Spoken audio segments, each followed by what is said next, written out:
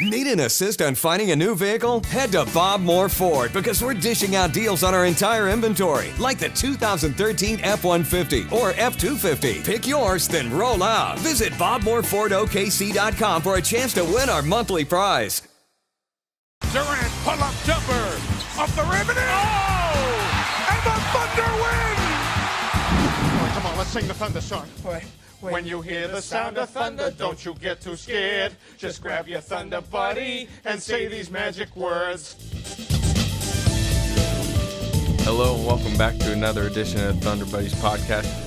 A special edition. We've had a lot of kind of special Thunder Buddy guests on. Here's a new one. A CBA expert. Can I call you a CBA expert? I'll take it. This is Jon Hamm.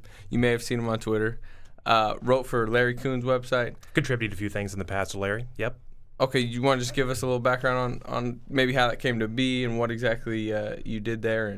Yeah, so Larry Kuhn developed this salary cap FAQ back after the 1999 lockout. And I was fortunate to be one of several people that contributed. This was by far it was Larry's show, but we all kind of did some research, and we all contributed to it. So from there, Larry kind of took the reins from 2005, 2011. But the stuff fascinates me, so I still follow it along the way. It's interesting, all that stuff, but so basically. Thanks for introducing me, by the way, Slater. Oh, yeah. I forgot. Darnell's here. Yeah. Oh, well. Doesn't this matter. This other guy, the other buddy. Anyway, for those who don't know Larry Kuhn, I think we should say who Larry Kuhn is, right? He's a guy who has this website. You can find it at something, CBAFAQ.com. CBAFAQ.com. And what he's basically done is, with the help of people like John, how many people contributed back then? Oh my gosh, there was between probably less than a dozen that played various parts, and like I say, Larry kind of became big time after that, and he was able to pick up the phone and call whoever he wanted to after that point. Okay. Yeah. So he just forgot about the little people, is what you're saying? That's fine.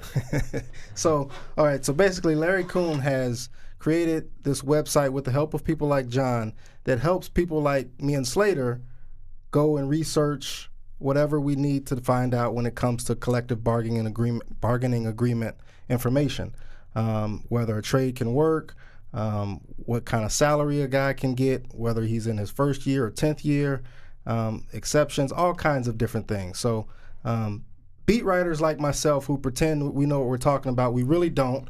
We rely on guys like Larry Kuhn's website and Jon Hamm here who've contributed over the years. So it's a really important website, and if you don't know it, you can find it at, what is it again, CBAFAQ.com. I believe that's how. Frequently asked questions. Yeah. I'm guessing that stands for. Yep. So, very important research tool. Okay. Yeah. I got a quick question, just we're on the topic of CBA, obviously. Everyone talks about, the new CBA from the last kind of labor strike.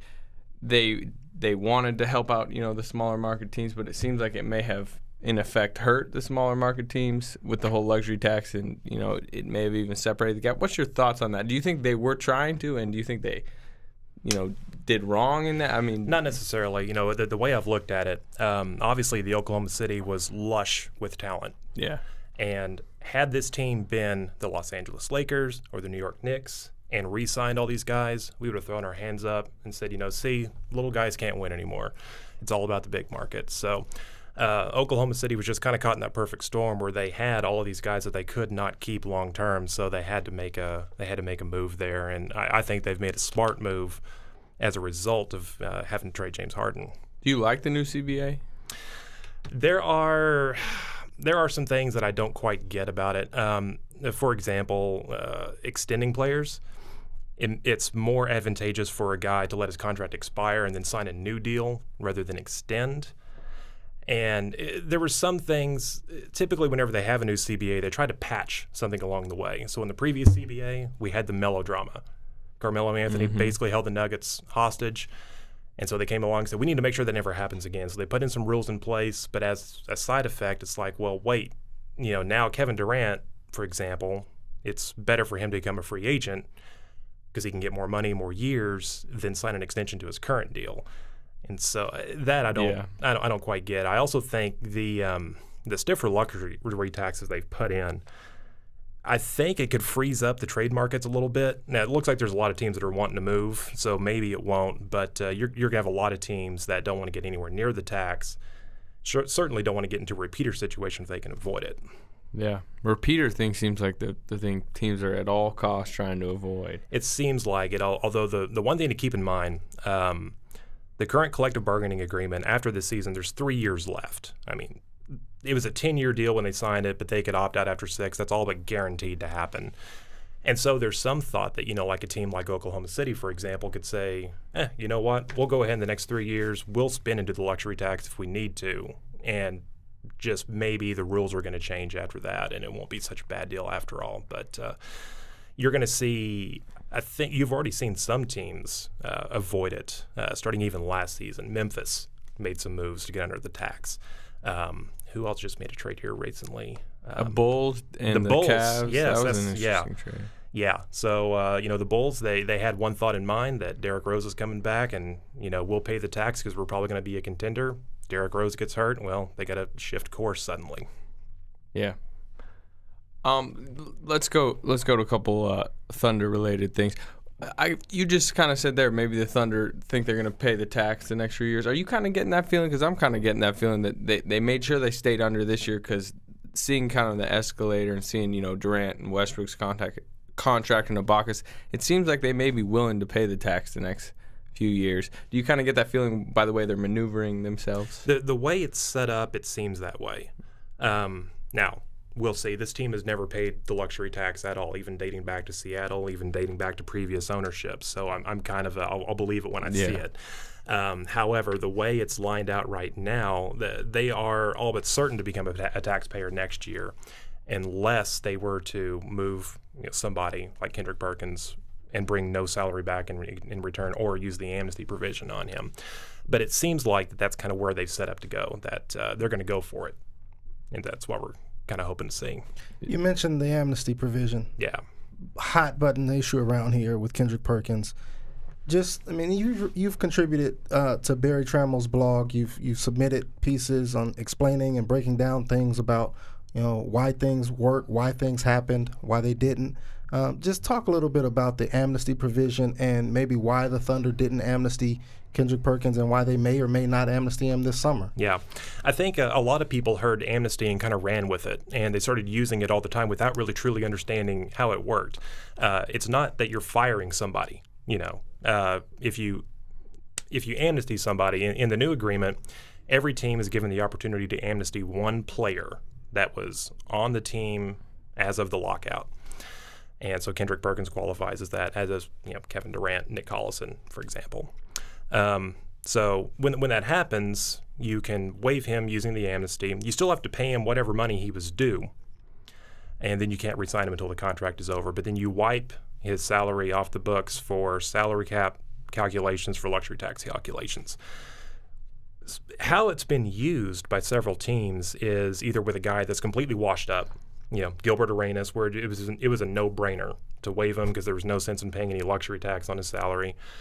We saw that happen a few times. Usually we did not. It was unusual to see a team use it just to avoid paying the tax because you still got to replace him. Right. So, last summer there was kind of this little, uproar about it because Kendrick had he had a rough playoffs. Yeah. And, some people kind of ran with this whole, he had a negative PER in the playoffs. Well, PER is largely an offensive rating, a measure of offensive ability, and it's not really telling of what he brings to the team. So it didn't really make a lot of sense. He was due about $18 million at that point. To give him $18 million to go away and then have to pay someone to come in and replace him on top of that, especially when he does still bring value. $18 million over 2 years, because there are a lot of Kendrick Perkins haters out there. They're going to be My like, favorite $18 million this year, yeah. We got to get rid of him. So $18 million over 2 years. My favorite are the people who have a bad game and they're like, amnesty him now. Right. It's like you can't do that. There's like, a window. Yeah, there is a window. It's after the season. I think the first 7 days, first 10 days after July 1st, where you can use that, and then you can't anymore. So, yeah. Does it make sense? Just one more question about the amnesty thing, because it's not going to go away. does it make sense at all for them to do it next year as they're trying to continue to add to this team and keep Kevin Durant and Russell Westbrook, Serge Ibaka around? From a financial standpoint, not a team building or anything like that. Or the one thing to keep in mind, Sam Presti is not traditionally eager to pay guys to go away. Even Nate Robinson, they held him out of training camp that year. They tried to move him, and ultimately, when they couldn't find a trade, they waived him. And there was $4 million they had to pay him to go away, and I don't think they wanted that to happen. So I have a hard time seeing them be willing, again, to pay him to go away. Much more likely that if there's a deal out there where they could bring back an expiring or trade him to a team under the salary cap, and you might have to give an asset as well to kind of sweeten that maybe. But Kerry Jones to the East. Yeah. Exactly. So, I personally, if I had to guess right now, I think he's going to be back next season. Okay. I really do. I agree with you. Yeah. I think you see his value in the game that they played Monday night against the Grizzlies, where they hold Marc Gasol and Zach Randolph to 26 points combined on 26 field goals. Right. It's not always pretty. It's not always perfect, but he has value on this team. And you see it at times with guys like Dwight Howard, guys like Marc Gasol. It's just on certain teams you can't play them against, like the Heat, as we saw last week. I think there's a possibility that they may try to, get him off the books if they think, number one, Steven Adams is ready to step into a starting, 25, 30 minutes a night. And maybe if they think Tibor Pleiss can come over and contribute now as maybe a backup behind Adams. Who from what I've heard, Tibor Pleiss is really playing well overseas. Who knows if that translates? It's hard to translate those stats sometimes. I was looking that up earlier, and it looks promising at least from a European standpoint. But clearly, I think the Thunder have him in mind as part of the team going forward, not like some of the other second rounders they've drafted and never really panned out. Yeah. Okay, John. One more hot button issue around here was the James Harden trade. Yeah, that thing. Well, yeah, it seems to never go away. I think it is kind of finally fading a little bit, and people are starting to realize and appreciate that this is a really good team. It was last year. They had a better record, better offense, better defense. If it weren't for the Russell Westbrook injury, who knows? Maybe they would have had a return trip to the finals. Now they have the best record currently at 39-11, the best start through 50 games or the best record through 50 games in the team's history. So people are really starting to finally appreciate it, but the Harden trade remains sort of a polarizing deal. You either loved it, hated it, or hated it. And very few people really saw the in-between and maybe why the Thunder did it. What were your thoughts on that whole deal? How much time do we have? Yeah. I'll back up a little bit here. I remember sometime after Ibaka signed his extension, I sat down and I drafted an email to Barry that said, you know what? If they can't agree to an extension here, Harden could be traded. And then I double-guessed myself because I thought, no, they changed those rules because of Carmelo Anthony. I need to research that. Saved it as a draft. Never went back and researched it. Then in the middle of the OU Notre Dame game, the trade goes down. And so instantly, I kind of understood exactly what was going on there. My initial thought was, they got a pretty good return for their third best player. Turned out to be even better than probably anyone thought, really. Yeah. People were Oh, you're just saying that because Steven Adams. I mean, who doesn't like Steven Adams as a player right now? Right. Yeah, a lot of people were quick to find, any angle to kind of attack the Thunder. You're getting 1 year of Kevin Martin and Jeremy Lamb's a D-leaguer, and you got the 12th pick and 11-player draft, and came with all these ways to kind of bash it. And you got to give these things time. This was the equivalent of a Major League Baseball trade where you trade your starting pitcher for 3 minor leaguers. Yeah. Those guys, you got to give them time to pan out before you really can come back later and truly evaluate it. Sometimes those deals like, when Orlando traded Dwight Howard, that was their best guy. They got back, maybe 50 cents on the dollar at the time. Who did they get back in that deal? Largely Nikola Vujacic. Oh, well. Who was on my team. I'm a better GM than you draft. Right. Which you I clearly won. They got back Aaron Aflalo as part of that deal, who should have been an all-star this season in the East. And I think they got back some draft picks as well. So, at the time, it kind of looked like maybe they didn't get quite enough. They got back some talent. Yeah, even though it's not Dwight really was showing. never signing back there. No, he never was. So yeah. So, again, I liked it because it looked like a pretty good package for their third best guy, and I knew there was room to grow. Kevin Durant, you knew could blossom, and he did. Russell Westbrook, Serge Ibaka, they all grew, much like when Oklahoma City traded Jeff Green. And then suddenly that opened up opportunities for Ibaka and James Harden. It's kind of how basketball works sometimes.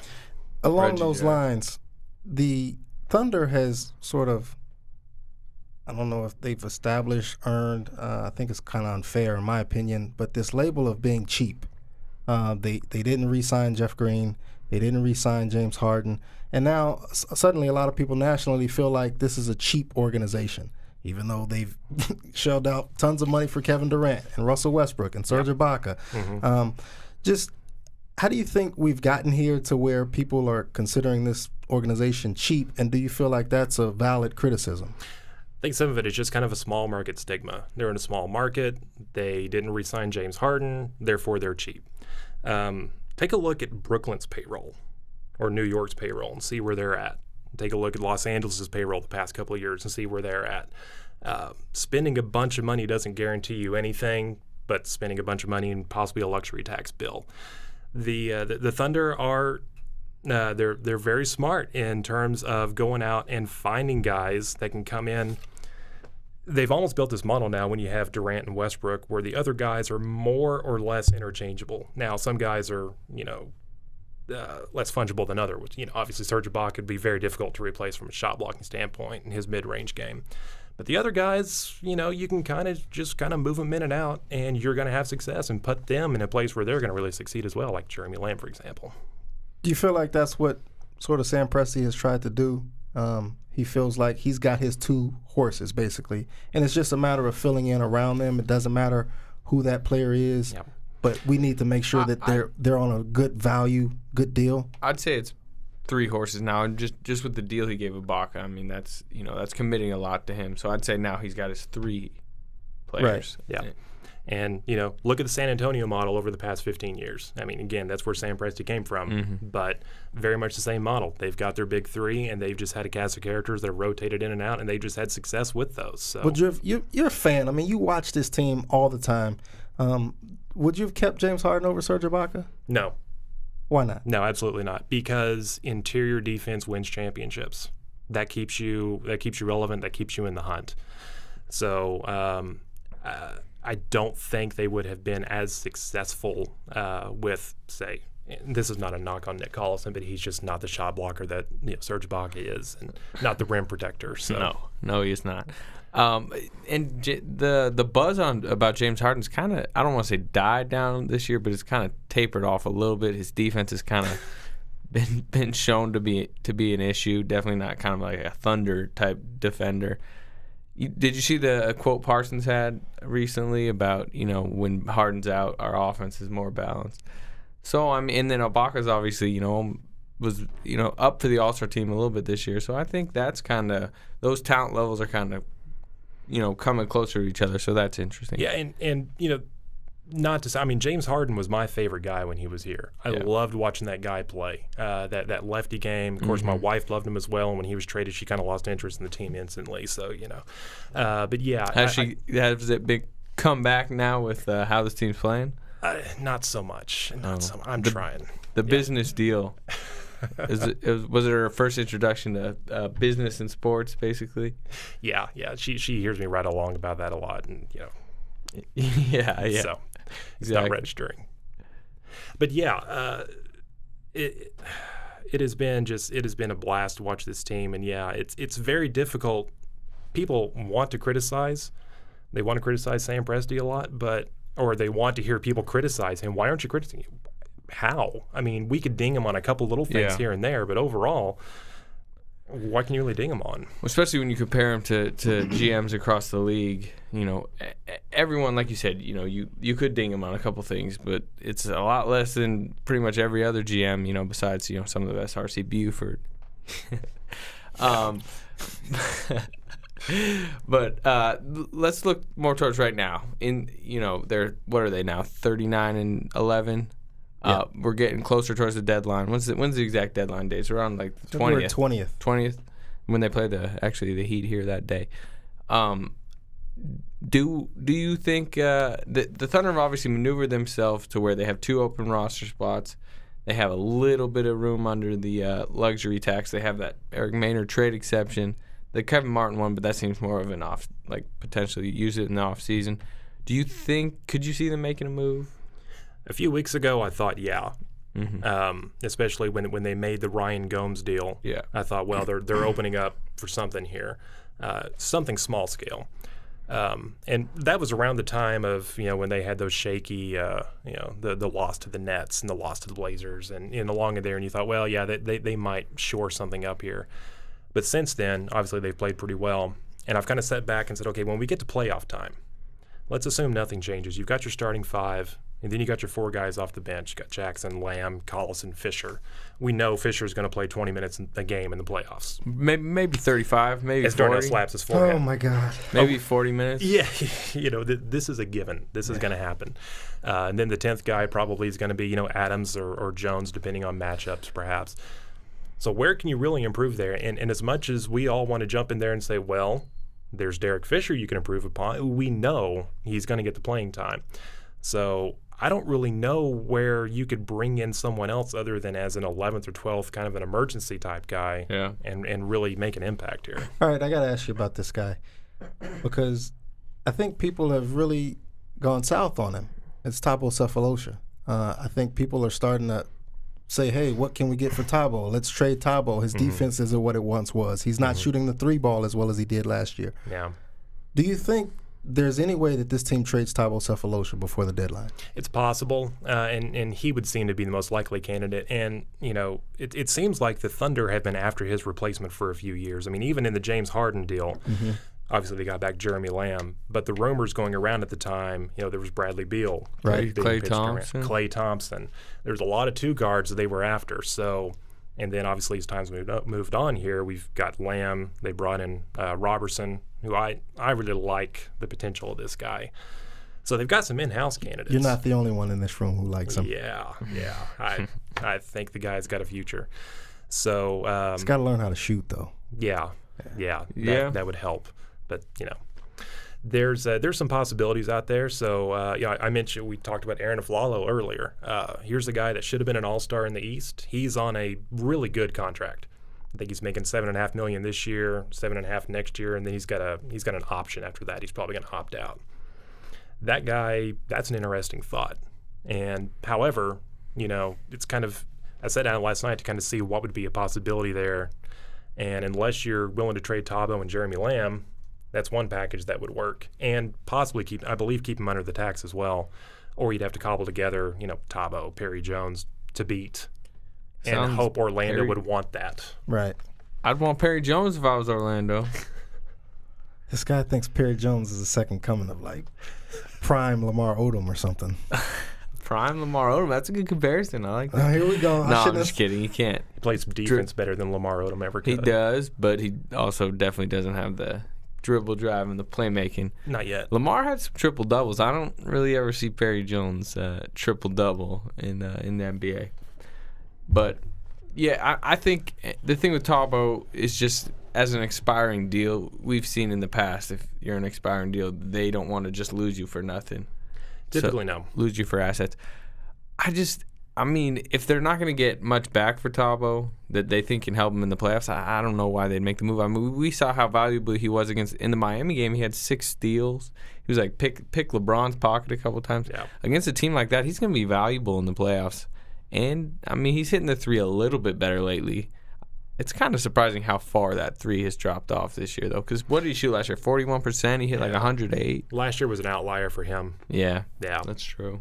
I personally, again, I was kind of angling for a deal. I had my eyes on Mike Dunleavy. And then, you reminded me that there's that little thing with he and Ibaka and a Congo death grip. Yeah. Maybe that won't work. But Gary Neal is a guy that you've brought up before. I love to hate him, but he'd sure fit on this team. They need a shooter. It would be nice to have that. The problem with Neal, he played every playoff game for the Spurs last season. He was in their rotation, and if you brought him in again, Derek Fisher's not going to sit. They're not going to bench him. Right. I have trouble seeing that happening.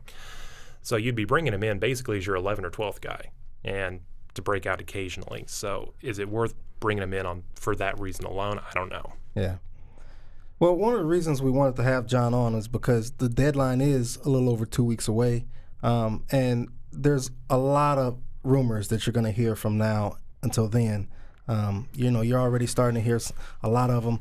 Some yahoo out there throughout the Russell Westbrook to the Knicks rumor. We're not even going to address that. Like, this team's not going to trade Russell Westbrook. And if you're asking if there's any validity to it, then just go do something. Like, go not be an NBA fan anymore. They were 21-4 this year when he played. Yeah. Right. And I mean, he was playing the best basketball of his career before he goes out. And he's Russell freaking Westbrook. Like, this team's not going to trade him. So, like, imagine the locker room if that happened, going into the locker room after a Russell Westbrook trade. no, yeah, man.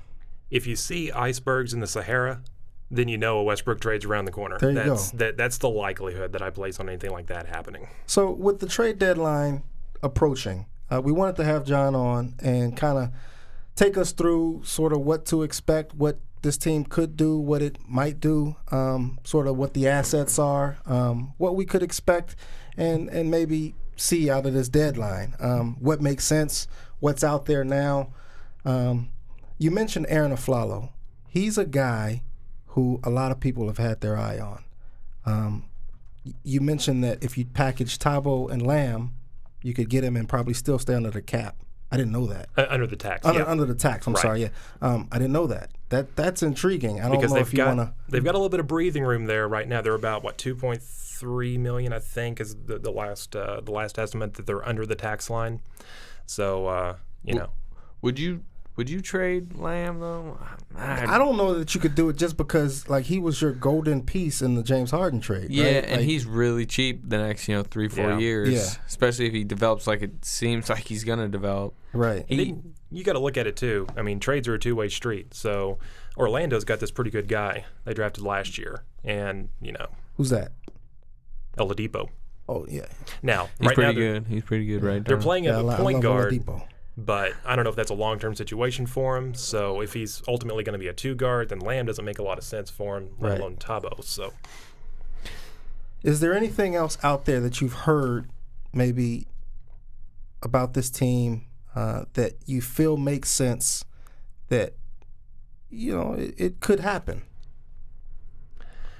other than some of the guys I mentioned earlier, in order to make a splash, it would have to be a trade involving Kendrick Perkins, largely because of his salary. Mm-hmm. You would have to put that in along with some of the younger guys in order to make an appealing package. So I don't see that happening. And I've kind of looked around, and for example, I don't see Cleveland giving up Anderson Varejao. I don't see him giving him up for Kendrick Perkins. Another guy a lot of Thunder fans have long wanted. Have long been after him. For example, there's Tyson Chandler. We've been down that street before. Right. I don't see that happening. And it's tough to come up with anybody else out there. Now, Sam could go out and find somebody that we're not even thinking of. Mm-hmm. Just like Ronnie Brewer last year, that came kind of out of nowhere. So there may be someone laying on the roster somewhere. But the other thing, too, I think back to when they got Tabo. Tabo was in the rotation in Chicago. At the trade deadline, they acquired John Salmons, and suddenly they're overloaded at the off-guard swingman position. Mm-hmm. Tabo's kind of the odd man out, and Oklahoma City sweeps in, picks him up. So even though we don't see an opportunity out there right now that doesn't jump out at us, there could be a trade that happens that frees a guy up that Oklahoma City could slide in and get. Or just like we saw in the Ryan Gomes trade, they hear of the trade going down and they just, we'll slip in it somehow. Yeah. They make a few calls, find a way to maneuver themselves in. Yeah. John, what are the best assets? I mean, Anthony mentioned a couple of them that the Thunder has at its disposal. Dallas pick. What are the assets that this team has, and what do you think are the most valuable as we come up on this trade deadline?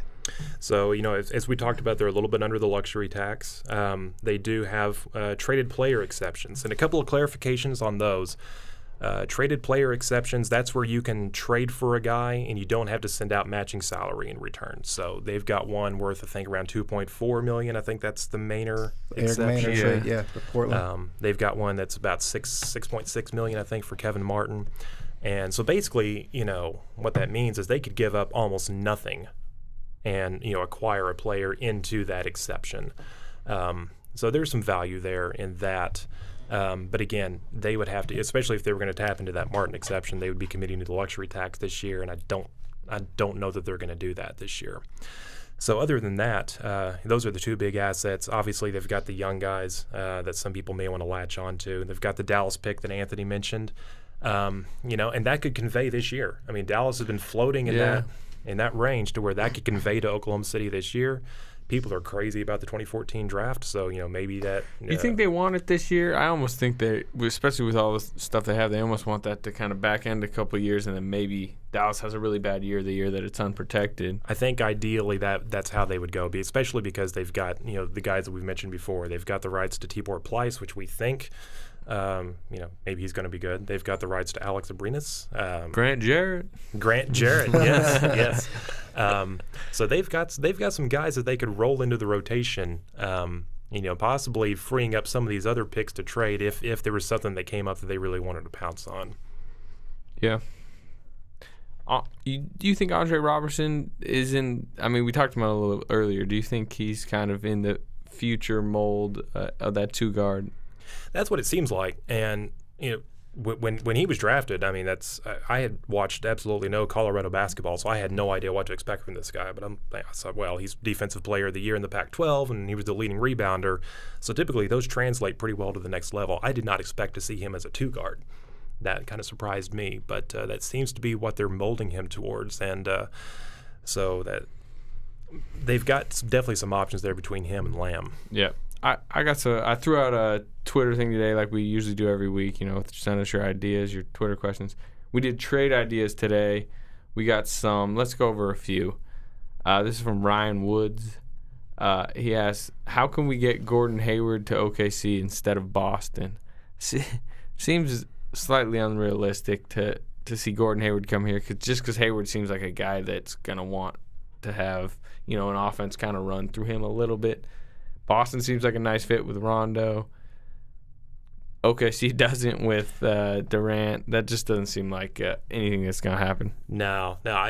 Gordon would it'd be really neat if he was on the team, but I just I don't see where we could come up with a package that would make Utah say, yeah, we'll do that. Plus, he's going to be a restricted free agent at the end of this season. Mm-hmm. There's going to be a lot of teams with salary cap room, which means there's going to be a lot of teams that are probably going to overbid in order to scare off someone from matching that offer. He could be too costly for OKC long term anyway. Definitely, I think. Another guy that's kind of been thrown out there is rumors with OKC. I don't really see it. Evan Turner. Tyler Smith asked, would trading for Evan Turner be worth it? He's expiring. Wouldn't this be another Kevin Martin situation? I don't really see Evan Turner fitting on this team. No, he's going to want some shots, and the way the team is set up right now, where are those shots going to come from? That one I have trouble piecing together a deal there. Yeah, especially because Philly'd want probably one of the young guys in return, and again, same situation here. He's going to be a restricted free agent at the end of the season. Some other team could drive up the price. And the other thing about Sam Presti historically, if guys go to free agency, they typically don't come back. Yeah. Daquan Cook went to free agency and came back for a couple of years. Derek Fisher. Those are the two guys. So he likes to lock them up rather than let them get out of the free market. Okay. Trade idea from his name's Anthony. It's not me, though. Perry Jones, the Dallas pick, and the Thunder's first-round pick for Lavoy Allen and Thaddeus Young. So that assumes that you're going to move Serge Ibaka to center full-time, and I guess that assumes that Scott Brooks is not going to be coaching the team anymore because I don't think he's going to do that. And plus, for Philadelphia, being a rebuilding team, I don't think, Perry Jones and the Dallas pick are quite enough to convey that. Thaddeus Young is very likely to be moved before the trade deadline. I just don't see where he could wind up in Oklahoma City. Yeah. Just a second-rounder for Lavoy Allen. Just a second rounder? Yeah, although again... Would Philly take that? Second rounders in the NBA are not like NFL. Yeah, and you're talking about probably the 60th pick. Yeah. Probably so. I need to check on his contract and see, has he got another year on his deal after this? Yeah, he is getting. His contract is up after Would this Lavoy season. Allen help this team? No, Yeah. I don't see it. Now, I mean, there is a discussion to be had at some point. Nick Collison probably a few years down the road is not going to play professional basketball anymore, so you might want to find a potential replacement for him. But they probably trust themselves to find one of those in the draft. Find it, yeah, exactly. So, all right. Darnell, you want to throw out some? Let's go league wide. But since we're kind of on this style of podcast, do we want to do some league wide trade ideas? Starting with you, Darnell. Yeah, I two guys that I'm really intrigued about. Oh God, Houston's big man. I don't know how to say his last name. Omer Asik. Asik. Omer Asik. What's going to happen with him? Does Houston really want to give him to Oklahoma City, though? I mean, that seems like they seem to think they can rival. Oklahoma City, take the Thunder out of it. Like, okay, he's just I forgot sitting we're doing there. league-wide. Yeah, he's just sitting there. Like, where's he? bad. What are good scenarios maybe that you've seen or come up with that landing spots for him? I'm like you. I thought that he would be in a lot more demand, and I had thrown out to Barry at one point some, not a concrete deal, but I'm like, hey, they should talk to Boston because it seems like there's something that could be done there with Rondo, and maybe taking back Gerald Wallace's contract in return. And I might have overvalued Asik a little bit. It's a little ironic because Daryl Morey, the general manager, kind of designed this poison contract for Omer Asik where he's got a balloon payment next season to keep Chicago from matching it, and now it's kind of getting in the way of moving him elsewhere. Yeah. But I tell you, I like the guy, and again, I'm a firm believer in interior defense in the NBA. So, if I wanted to go win a title, that's the guy that I would want, and I'd make a move to get him. Here's a scary thought. Could Miami package anything to get him? Unless it involved Bosch somehow. I don't think they have. I mean, they've got a couple, they've got like Udonis Haslem, who is kind of fallen apart. They've probably got a couple of contracts they could cobble together, but, Miami's fascinating because they could eliminate almost every contract off their books this summer. They can completely rebuild the team. I am fascinated to see what they wind up doing. It kind of strikes me that they could be a player this summer, and it could get real interesting, especially with the new tax rules. Yeah, so I don't really see them wanting to add Asik. What is he making next year, like 15 mil or something? Yeah, because of some fantastic fuzzy math, his cap hit is only $8 million. Okay. That's the way it worked in this scenario. So so he made $5 million the past couple of seasons, but his cap hit has been $8 million. Yeah. But there is that gap there. You acquire him at $8 million on your salary cap, but you're actually paying him $15. That's quite a bit. And the thing with Miami is they really don't have any assets. They don't really have picks that are intriguing. They don't really have young guys in the system. Like you said, I mean, they got nothing. They got expiring contracts. They got nothing. They have expiring contracts. If that's all you want, then that's what they'll give you. Plus, I have a feeling they're pretty satisfied with the team they got now, just kind of making a run with that team, hoping Greg Oden can give them something. That's Mike the guy Beasley. I'm curious. He's looking decent enough. I'm just get playoff time. I mean, let him get warmed up for now. But let's see come playoff time if he can give this team 15 to 20 minutes, in the playoffs when there's no back-to-backs. It could be interesting. I don't know. With Andrew Bynum going to Indiana, what did you think about that deal? It didn't really make sense to me. A team that already had Roy Hibbert. Yeah. I had thrown out the idea that before they traded him to Chicago to get Luol Deng, I was like, hey, if I'm Indiana, I'd throw Danny Granger at him because another guy. Yeah, Danny Granger's another guy expiring. But I thought Bynum was a worthwhile risk. Plus the contract he had at the time, was unguaranteed for next season. So, you could waive him, or you could have used him as trade bait to bring in another guy. But that, contract was waived, so that was no longer in effect. For $1 million for the rest of the season is just kind of an insurance. I thought it was a worthwhile risk for Indy. I almost thought it was let's just sign him so he doesn't go to Miami type deal. And Larry Bird, I think, had some choice words to say about that. We don't have the money to do that, but I think that played a little part in that. Maybe a little added bonus. Somebody, let me look at the name. Jeremy L. asked, which is what's going to happen with Andre Miller. That's another guy out there that's kind of. He's obviously not playing for Denver right now. He's trying to find a new home. Yeah, so there's been rumors of him possibly going to Sacramento, and there's a connection there because their general manager, Pete D'Alessandro, came from the Denver organization, so he's familiar with Andre Miller. That seems like a possibility. I'm trying to think of the other team that came up along the way that he's been rumored to. But yeah, Sacramento's been probably Minnesota was the other one that I think that I've heard him linked to as well. Sacramento. What? Why not? We'll just add somebody this week and do this. Is there a plan there right now? Their plan is to try and get better. Yeah. And they were set back by the previous regime so badly that they're trying to crawl out of that hole. But man, they were given. I feel like they're trying to do it too quickly with these help us now trades, and that just sets them deeper into a hole. That's a tough deal when you've been bad for so long and. On one hand, you could be really bad for a few more years and try to rebuild again, or try to make some of these deals and get halfway decent and hope it all pans out. I think they've kind of chosen that path. John, I got one for you. I want to see Rajon Rondo on the Indiana Pacers. You gotta probably. We just talked about Danny Granger. Mm-hmm. I went to the trade machine. I got quiet there because I went to the trade machine. Danny Granger for Rajon Rondo works straight up. Why now would that Boston let me do finish. That's not nearly enough for Boston. You're gonna have to sweeten the pot somehow. Mm-hmm. How do you sweeten the pot to get Rajon Rondo on the Pacers? Because I don't like their point guard play. As good as they are against Miami on the interior, Lance Stephenson's they got a problem. They got a problem in the backcourt. They got a real problem. I still don't trust Lance Stephenson enough. I know he's improved. Born ready.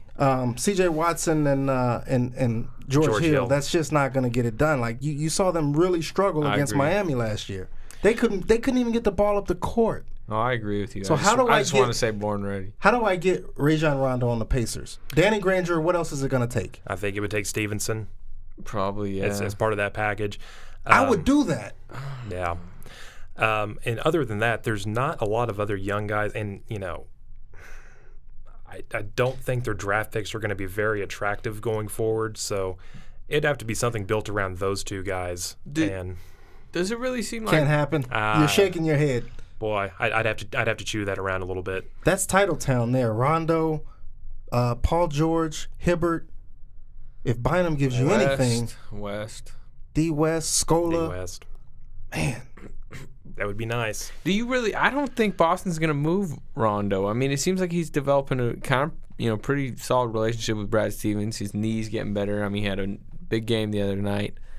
And it seems like they may try to build around him. I mean, that's obviously what they're saying in the press, and you never know what's really going on behind closed doors. But, I mean, that's the feeling I'm getting. Yeah, I was talking with one of my friends about that recently because, we look back at the Celtics when they had Paul Pierce and they traded for Kevin Garnett and they traded for Ray Allen, or reverse order, actually. Pierce was kind of like the draw to bring in those other guys. So now here we are a few years later, and is Rondo the draw? Can he draw in other guys the way Paul Pierce could? I don't know, because Rondo's never really struck me as kind of a real fuzzy, not nearly, not a superstar kind of like Paul Pierce. So I'm trying to get a read on that situation. It sounds like they want to keep him. On the other hand, they've come out and said they've offered him a contract extension. Yeah. Why hasn't he signed? Well, rewind to what I was talking about earlier. It is more advantageous for guys to let their deals expire. That's right. And then sign new deals. So it's kind of like lip service when they come out and say that. Well, we're talking extension with the guy. It doesn't really make a lot of sense to do that. So I don't know if they plant some of this stuff in order to make your offers better. Mm-hmm. We're talking extension with the guy. Or if they truly plan to keep him long term. I want Rondo on the Pacers. I know Slater doesn't, but I want Rondo on the Pacers. I know why you don't, but... You guys good? I'm good.